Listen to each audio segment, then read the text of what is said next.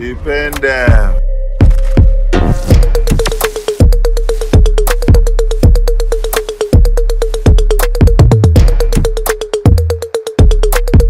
Guys, ये है Ramon Abbas, who is well known by his Instagram handle Hushpuppi, जो कि एक real estate developer, business tycoon, multi millionaire and well known Instagram personality है। अगर आप इसके इंस्टाग्राम हैंडल पर जाओगे तो you will find Rolls Royce, Ferrari, Lamborghini and he also owns a private jet worth millions of dollar, और वो रहता है दुबई के कुछ सबसे महंगे होटल्स में। हश पपी स्टार्टिंग से इतना रिच नहीं था, लेकिन बाद में वो नाइजीरिया का सबसे बड़ा बिजनेसमैन और इंस्टाग्राम पर्सनैलिटी बन गया। हश पपी यूथ के लिए एक बहुत बड़ी इंस्पिरेशन बन गया था और सब उसके जैसा बनना चाहते थे। वो ये एंश्योर करता था कि सब उसकी लाइफस्टाइल को देखें और उसे फॉलो करें। लेकिन यहाँ पर एक प्रॉब्लम थी, यह सब एक झूठ था। उसकी कार, उसके प्राइवेट जेट और ऑल ओवर उसकी पूरी लाइफस्टाइल ही एक झूठ थी। उसके इस झूठ की वजह से वो वहाँ आकर खड़ा हो गया जहाँ वो पहले था। लेकिन इस झूठ को समझने के लिए हमें जाना होगा उसकी पुरानी जिंदगी में, यानी कि उसके बचपन के दिनों में, लेगोस नाइजीरिया। ये स्टोरी है रेमन अब्बास की, एके हश पपी, और कैसे उसकी एक इंस्टाग्राम पोस्ट उसके लिए सबसे बड़ी दुश्मन बन गई।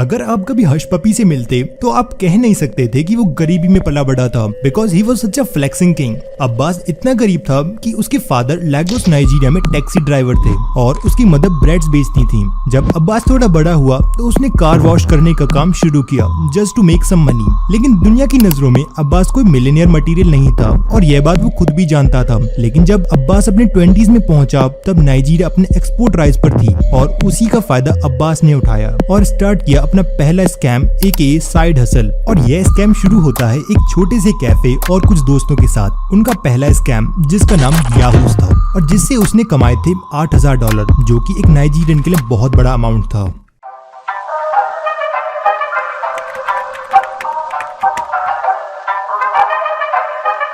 ऑफिशियली उसने यह सक्सेस पाई थी रियल एस्टेट और क्लेवर इन्वेस्टमेंट के साथ। और अगर कोई उससे पूछता कि उसने इसकी स्टार्टिंग कैसे की तो उसका जवाब ऑलवेज होता था द रियल एस्टेट, जो कि काफी इजी टू बिलीव भी था और किसी को कोई फर्क भी नहीं पड़ता कि how he made his first money to invest. Basically उस टाइम डोनाल्ड ट्रंप ने भी बिलियंस ऑफ डॉलर्स बनाए थे just because of real estate. लेकिन उसका ये $1 बिलियन बिजनेस इतना भी साफ नहीं था जितना वो दुनिया को दिखा रहा था। एक टाइम के बाद नाइजीरिया उसके बिजनेस के लिए छोटा पड़ रहा था and then he shifted to Kuala Lumpur, Malaysia. Abbas के जानने वालों को लगता था कि वो मलेशिया अपनी स्टडीज के लिए गया है for a better future outside Nigeria. Initially Hushpuppi भी एक नॉर्मल इंस्टाग्राम यूजर था, but in no time he gain thousands of follower. In start Hushpuppi भी बहुत नॉर्मल फोटोज डालता था जिसमें ज्यादा कुछ अजीब या कुछ फ्लैक्सिंग नहीं होती थी। लेकिन उसके बढ़ते स्कैम्स और इनकम के साथ उसके इंस्टाग्राम पोस्ट भी फ्लैशी होते गए। रेमन को हमेशा से ही हाई क्लास ब्रांड्स का शौक था, लेकिन अब जब वो इतना पैसा कमा रहा था फ्रॉम हिज साइड हसल्स, तो अब वो अपने सारे ड्रीम्स को पूरा कर रहा था जो कि उसने बचपन से देखे थे, जैसे कि designer bags, fancy cars and branded clothes etcetera. लेकिन उसके लिए खरीदना ही काफी नहीं था, तो अब टाइम था अपनी वेल्थ को फ्लेक्स करने का। लेकिन कुछ टाइम बाद उसका यही इंस्टाग्राम पर फ्लेक्स करना ही उसको जेल में डालने वाला था।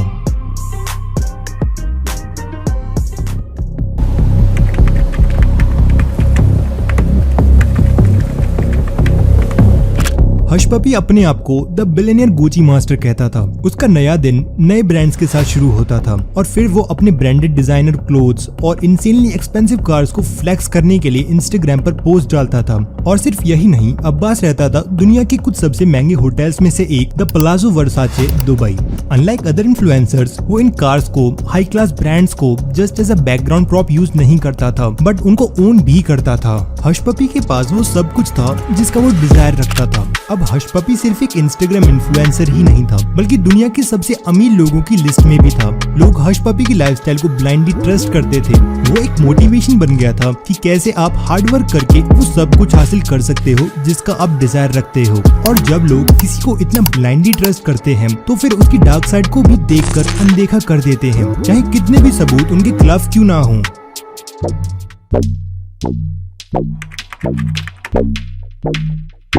दुनिया के लिए हश पपी एक क्रेजी इंस्टाग्राम फ्लैक्सर था जिसके पास इतना पैसा था कि वो कुछ भी खरीद ले। हश पपी वांटेड कि लोग उसे एज अ किंग ट्रीट करें और सारी अटेंशन उसे ही दें। हश पपी चाहता था कि सब उसे फॉलो करें और देखें, but except for the FBI। पिछले कुछ सालों से FBI ऑनलाइन स्कैमर्स के ग्रुप पर नजर रखी हुई थी, उनकी एक्टिविटीज को फॉलो कर रही थी, जिसमें से एक ग्रुप था हश पपी का, who made millions of dollar scamming the people all around the globe. In fact in 2019 hush puppy के 2 बेस्ट फ्रेंड्स और कॉलीग्स भी पकड़े गए थे for money laundering and scamming. उसके दोस्तों की गिरफ्तारी के साथ ही हश पपी पर भी क्वेश्चंस उठने लगे थे कि उसने इतना बड़ा बिजनेस एम्पायर कैसे खड़ा किया। नाइजीरिया में उसके जानने वाले थे और वो ये सोचने लगे थे कि अब्बास ने कार वॉश करने से लेकर कार ओन करने तक का सफर कैसे तय किया। लेकिन अब लोग समझने लगे थे कि यहाँ पर कुछ तो गड़बड़ है, क्योंकि ना तो उसके बिजनेस रियल एस्टेट का कोई रिकॉर्ड था और ना ही उसकी कोई पब्लिक इन्फॉर्मेशन थी। So on his birthday October 11, 2019, FBI made their final move.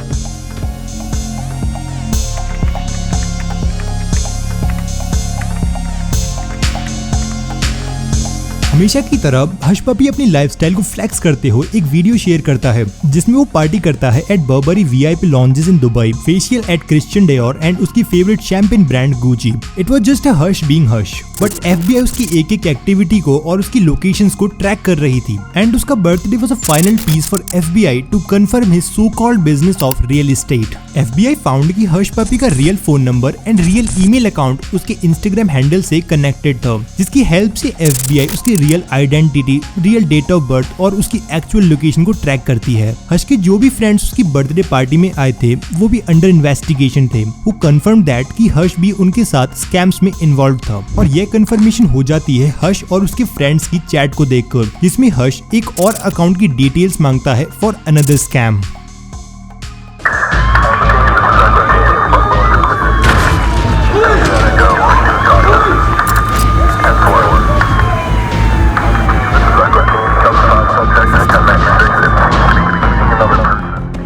अब संडे 7 जून 2020 को हश पपी और उसके फ्रेंड्स के खिलाफ अरेस्ट वारंट जारी किया जाता है और मंडे दोपहर लगभग 1 बजे Dubai police and FBI hush puppy की होटल स्वीट पलासो वर्साचे पर रेड डालती है और उसी समय दुबई की और भी जगहों पर रेड डाली जाती है, जिसमें 11 और लोग पकड़े जाते हैं जो कि हश पपी के फ्रेंड्स ही थे। इस रेड में 47 cellphones, 21 laptop, car worth $7 million with $40 million in cash was found. इस रेड के बाद हश पपी को अमेरिका भेज दिया गया और उसके ऊपर अमेरिकन और यूरोपियंस के साथ स्कैम करने के चार्जेस लगाए गए। लेकिन सवाल यह है कि आज की डेट में उसने इतना बड़ा स्कैम किया कैसे, जिसमें उसने ऑलमोस्ट $450 मिलियन का फ्रॉड किया था।